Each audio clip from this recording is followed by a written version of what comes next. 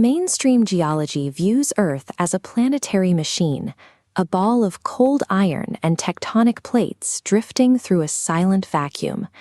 Yet polar mythology and the Vedic lokas preserve a different architecture.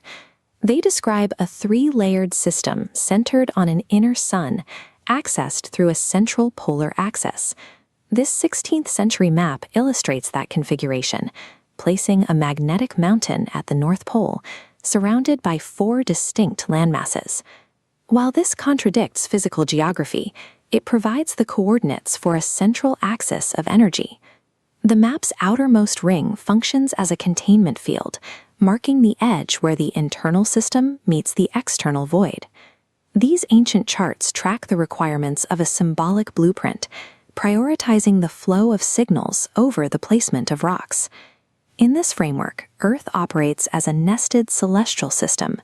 It utilizes a boundary protocol to filter and step down infinite cosmic data into a survivable frequency. The goal of this architecture is to manage the survival of the observer, ensuring that the raw field of reality remains within a usable range. We can view the outermost shell, the crust, as the primary firewall of this system. This layer enforces the boundary protocol, acting as a rate-limiting filter for every signal entering the atmosphere. The raw field of the universe carries an infinite information load. When this surge hits the shield, the frequency must be compressed to prevent the internal system from overloading. Any signal that remains unfiltered registers as destructive noise, causing immediate burnout in the local environment. Only the stabilized, compressed version of the signal reaches the interior. Beneath the crust lies the mantle, which operates as a transitional zone between the boundary and the core. This is the routing layer. It sorts incoming data and translates it into the specific frequencies we experience as physical reality. Mythic accounts place gatekeepers and timekeepers at this threshold to represent the specific logic required to navigate these transitions. The mantle uses resonance waves to further step down cosmic data, moving it from the abstract into the material. These luminous energy currents flow smoothly through the cosmic interface, slowing down and materializing as the solid world we see and touch. The mantle serves a functional purpose as a sorting engine, maintaining the order of the material field. Without this nested architecture, the raw source energy at the center would overwhelm any living observer. At the deepest point of the pyramid sits the inner sun, the central engine described in traditions of Hyperborea.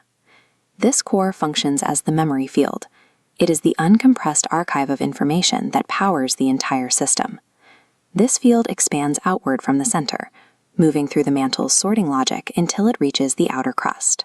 The inner sun represents the source of consciousness itself, acting as the engine for every layer of the world above it.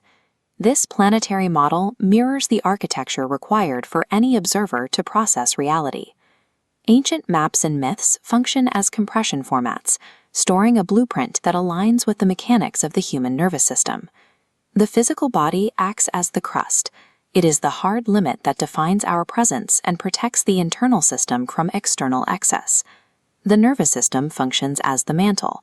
It is our active interface, translating the bombardment of the outside world into usable signals. Consciousness resides at the center as the inner sun, the source of awareness that experiences the data gathered by the layers above it. This shared design suggests we are participants in a living architecture built to interface with a universe of infinite information. When modern maps describe the world as a dead machine, they omit the role of the observer, who must read that machine. The cosmic shell is the translation layer between awareness and the void. It is the filter that allows us to witness the field without being consumed by it.